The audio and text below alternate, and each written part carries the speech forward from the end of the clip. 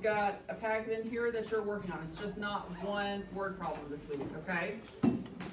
And so I didn't even put anything extra in the orange folder because you're not gonna have time for it. If you are coming to me, computers, you're doing Dreambox. If you're coming to me, all you need to do is bring your journal and a pencil. You have to wait, Steve. Bring your journal and a pencil. I am going to give you 40 seconds to get where you need to go. Okay? On your mark, get set, go. Break.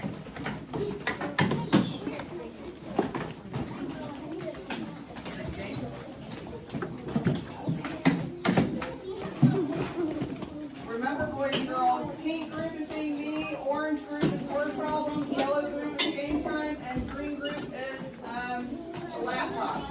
Are you?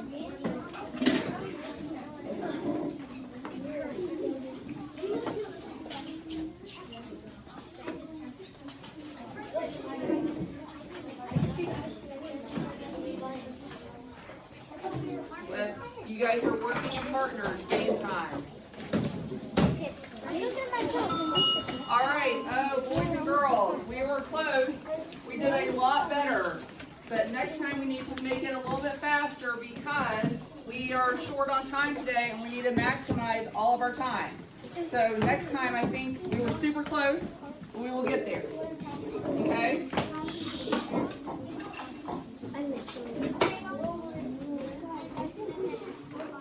Hi. Hey. It was really fun to be in your classroom again today, watching the students, and I recorded them using that classroom screen that we talked about last time.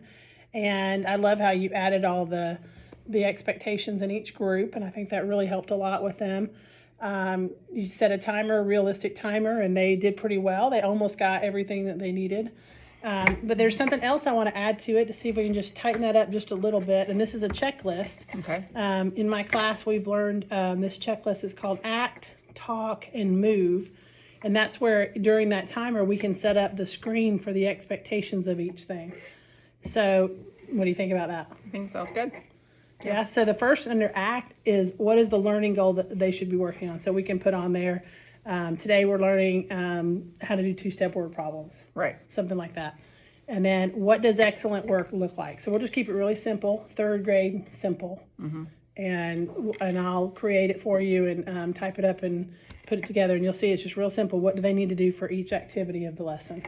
And then the next one is talk, because kids are always talking when they transition. So I know that was a problem you saw. Right.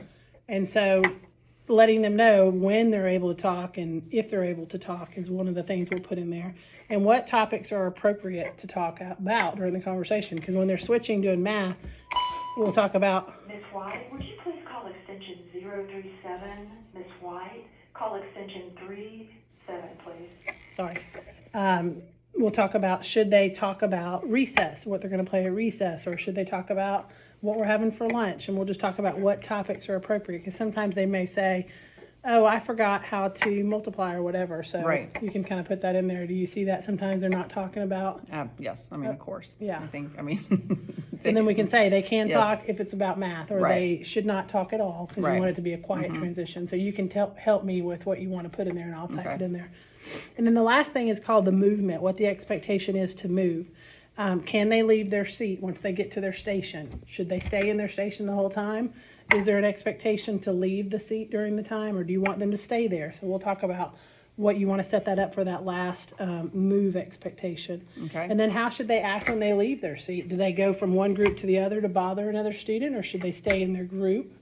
So we'll Right. just put that in the expectation. Okay. Maybe a time they're working with partners, and so they're allowed to move around a little bit, and they're allowed to, get up and maybe ask you a question, or maybe use a resource in the classroom, or something Right. like that. Okay. So what do you think about that? I think that all those could be very beneficial. I like adding the learning target, since that is something that our school emphasizes is learning target. So I like adding that to the classroom screen. Do you think we should put these words on each one of the little tiles on the screen, like act, or should we rename it something else? What do you think? I mean, I think they all know what all those words mean. So I think those could be, beneficial for what the expectations are, so they know what act means, they know what talk means, they know what move means. So yeah, I think that's fine.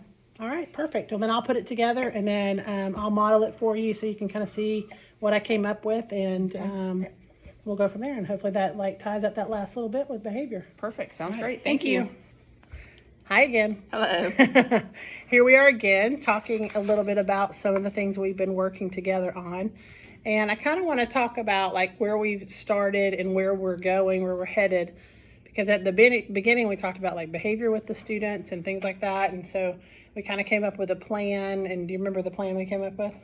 It was to help with transitions. To help with transitions. And so we kind of collaborated together and decided that I found this website called Classroom Screen, and it helped with transitions. Do you think that really helped? It has helped tremendously. It has. Okay. Yes. Do you think that that's something you can continue, or do you think that we need to add some more, like the piece we talked about yesterday with the checklist? I think a checklist, because I think that they like seeing the timer, but I still think they need help with what their expectations are transitioning and where they're supposed to be doing during center time.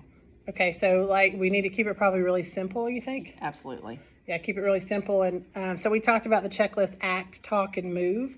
Mm-hmm. So when you look in that, I gave you that copy last time so you can kind of look it over. Mm-hmm. Do you think that would work? You think that's something that I do. That's pretty simple. So the act part is where they know what they're working on. Mm-hmm. And then talking is what their behavior should be when they're in their group, and then moving kind of tells them what they can do afterwards. Yes. I think that's what that works. Mm-hmm. Okay.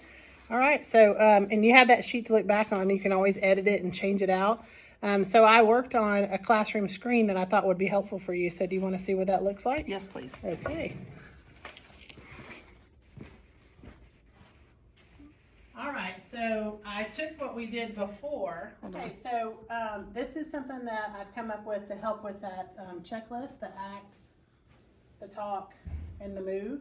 Mm-hmm. So we looked at the problems we were seeing, and the kids did great last time with the smaller text box that kind of just told them what to do in each center.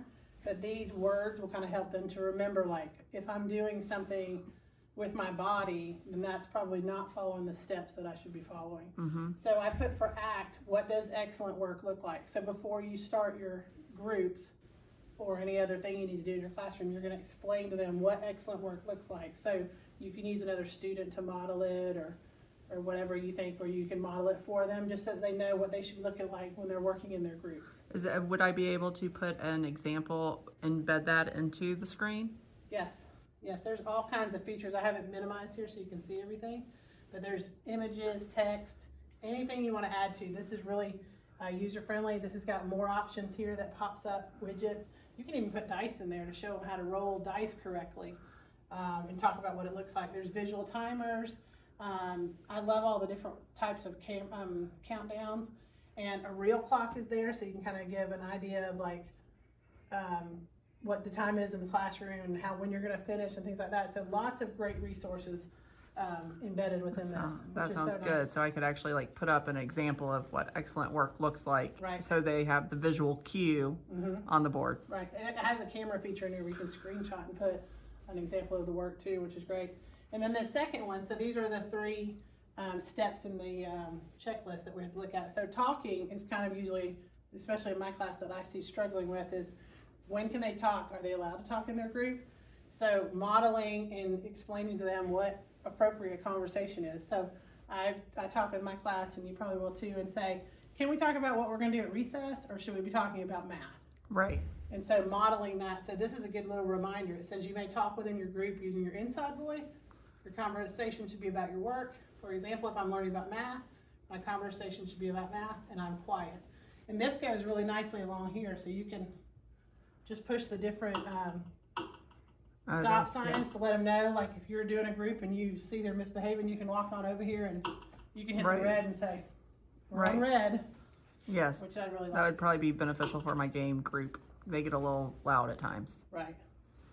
Okay, and then the last one is called the move, and that's the third step on the checklist is, can I move from my group?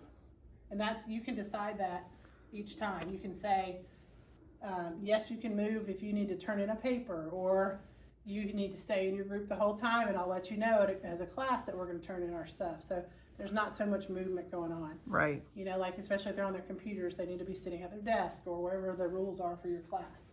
Now, where would you use, I see that you have a survey in the middle of like, do you understand two-step word problems? When would you do that? Would that just sort of be your closure, like after you've done groups? Right, or this is a good closing. That's great. Thank you for reminding me. This is a good closure. It says, do you understand two-step word problems?